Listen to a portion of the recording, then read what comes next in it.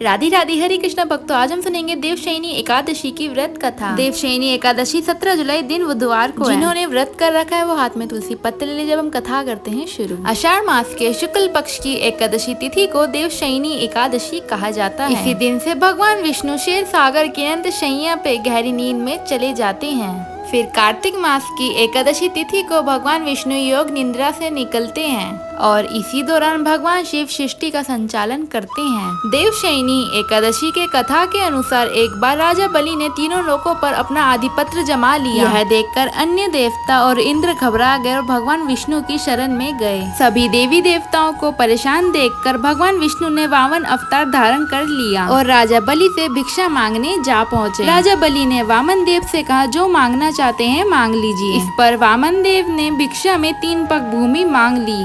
पहले और दूसरे पग से वामन देवता ने धरती, आकाश और पूरा संसार नाप लिया। जब तीसरे पग के लिए कोई जगह न बची तब राजा बलि से ब्राह्मण देव ने पूछा कि तीसरा पग कहाँ रखूं? तब राजा बलि ने अपना सर आगे रख दिया। वामन अवतार में भगवान विष्णु राजा बलि को देखकर अत्यंत प्रसन्न हुए और उनसे वरदान मांगने को कहा।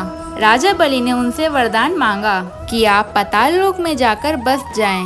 राजा बलि की बात मानकर उनको पाताल में जाना पड़ा। ऐसा करने से सभी देवी देवताओं और लक्ष्मी माँ परेशान हो गए और अब अपने पति विष्णु जी को वापस लाने के लिए लक्ष्मी माता ने गरीब स्त्री का रूप धारण करके राजा बलि के पास गई और उन्हें अपना भाई बनाकर उन्हें राखी बांधी और उन्हें उपहार के रूप में भगवान विष्णु को पाताल लोक से वापस ले जाने का वरदान ले लिया। माता लक्ष्मी के साथ वापस जाते हुए भगवान विष्णु ने राजा बलि को वरदान दिया कि वह प्रत्येक वर्ष आषाढ़ शुक्ल पक्ष की एकादशी से कार्तिक मास की एकादशी तक पाताल में ही निवास करेंगे और इनकी 4 माह को योग निद्रा माना जाएगा। अब हम सुनते हैं देवशयनी एकादशी की दूसरी कथा जो भगवान श्री कृष्ण ने युधिष्ठिर से कही थी। सतयुग में मानधाता नामक का चक्रवर्ती राजा राज्य करता था।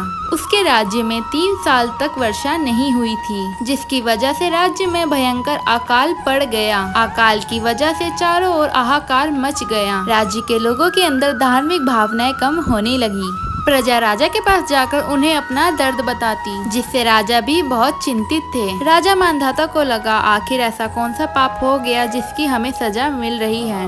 इस संकट से मुक्ति पाने के लिए राजा अपनी सेना के साथ ब्रह्मा जी के पुत्र अंगिरा ऋषि के आश्रम पहुँचे। अंगिरा ऋषि ने उनके आने का कारण पूछा। तब राजा ने हाथ जोड़कर कहा, ऋषिवर, मैंने पूरी निष्ठा से धर्म का पालन किया है, फिर मेरे राज्य की ऐसी हालत क्यों है? कृपा कर मुझे इसका समाधान बताइए। अंगिरा ऋषि ने कहा, यह सतयुग है, यहाँ छोटे से पाप का भी दंड बहुत बड़ा मिलता है। अंगिरा ऋषि ने राजा को आषाढ़ मास के शुक्ल पक्ष की एकादशी का व्रत करने को कहा।